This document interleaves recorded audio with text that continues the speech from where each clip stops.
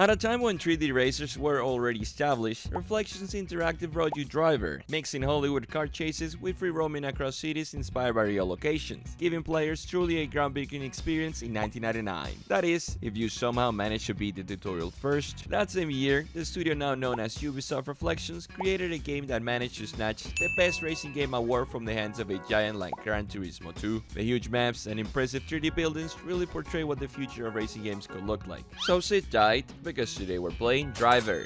You are the wheelman. When the final boss is at the start of the game. Teacher, the test isn't that hard. The test. When a video games tutorial needs a video game tutorial, me at 8 years old. What in the hell is a slalom? How is it possible that a big chunk of your player base was never able to get past the tutorial, when a tutorial is supposed to teach you the basics and familiarize you with the controls? It really is impressive it came down to this, but the only explanation is that these were other times. The controls are not explained, the requirements for reading the tutorial uses terminology for someone who is highly knowledgeable of racing. Even a Formula 1 driver couldn't get past it. Oh, not done well on this one. Timing out. Damn it, I can't get past this first stage. But to play a little devil's advocate, back then, game manuals actually existed. They came with information that explained the controls and mechanics. Today, there is arrows, markers, and yellow paint. Still, a tutorial that takes 25 minutes, even when actually having a tutorial, is crazy work. It is known many people just ended up returning the game. The tutorial that takes up to half an hour turns out to be a job application as a getaway driver for a criminal syndicate. We play as an undercover cop with skill behind the wheel by the name of Tanner, the unsung hero that's going to infiltrate and uncover the moves behind this gang. I'm pretty sure this is the plot to at least 20 different action movies. Racing games already existed at the time, full of blocky polygons, power-ups, and arcade-style stuff. But what made Driver stand out immediately was the realism it tried to portray in an era where pulling that off was almost impossible. Tanner starts off in Miami, working as the getaway driver for several robberies, illegal deliveries, and intimidation jobs for the gang. And it felt real. For reference, GTA and GTA 2 were doing similar things at the time, but this is what it looked like. Down the road, we know which franchise had the happy ending, but Driver absolutely helped lay the groundwork and inspire future open world games. And pursuing a boat in Miami wasn't the only thing. The Golden Gate Bridge in San Francisco, Los Angeles, New York, being able to freely roam around these places felt massive back then, especially during the early days of 3D gaming when the concept was fairly green. There is so many things this game got right, starting from the very decent controls. What Driver did and what a racing game does today is not much different. The adrenalinic experience to be left in an open world, flooring the gas pedal, crashing into other cars, into buildings, and the main dish, escaping from the police. The year is 1999. There is not much better than this in crime games. They aim at giving you 70s and 80s movies car chases, and they over-delivered. Sure, there is a still frame at all times in the background, but you notice those things today. This game is cinematic a long mile, looking sideways, looking back and watching a cop car crash into oncoming traffic.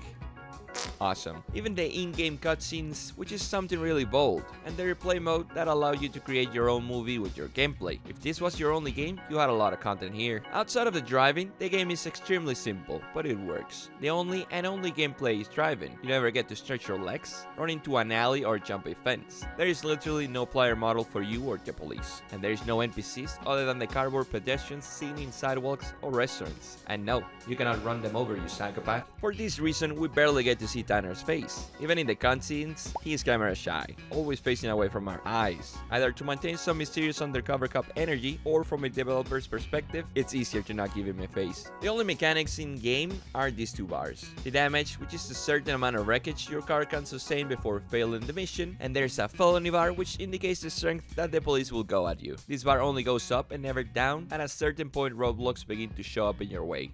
Problematic. It's interesting how the AI for the police only aims to crush you down to pieces, since there is nothing else to do really. Most of the mission structure is driving from point A to B around 80% of the time. Sometimes there is a timer, sometimes it's at night, and sometimes the police decide your existence is illegal and begin chasing you on sight, even if you're obeying traffic laws. I think the game doesn't fall in a repetitive category because so many things happen dynamically during missions. The RNG makes every retry feel different, and there's barely any scripted events controlled controlling the experience. That's also why the remaining 20% of missions shine on. One mission has you terrifying a passenger with reckless driving maneuvers, another has you destroying an informant's car, then suddenly you're taking out rival gang vehicles, or somehow ended up involving saving the president. This game really is a domino effect meme. The game's story is really short, took me 2 to 3 hours, and the difficulty is no joke as you get closer to the end. The damage bar becomes really sensitive, and cop cars start driving faster. I'm sure many people never realize this as a story, because even the first option you receive is Take a Drive, which takes you to free roaming. Meanwhile, the story mode is hidden behind Get a New Job. Either not very intuitive choice, or the plot is meant to be optional. Driver really did 2 important things for the gaming industry. First, it proved driving games could be more than just racing from one finish line to another if you gave players the right story and atmosphere. And second, it helped pioneer the 3D sandbox experience by creating cities that actually felt alive. If you stopped your car in the middle of the road, traffic kept moving around you, pedestrians kept walking, and annoyed drivers behind you shouted. The genre today is in a weird spot because racing games are technically still everywhere, but driving itself often feels secondary in modern games. Either it's just another mechanic inside a giant open world titles, or purely racing games are not interesting anymore, to me at least. Driver started something in the 2000s that's hard to forget. That illegal street racing energy, that early Fast and Furious vibe before the franchise went to space. Dude, I almost had you.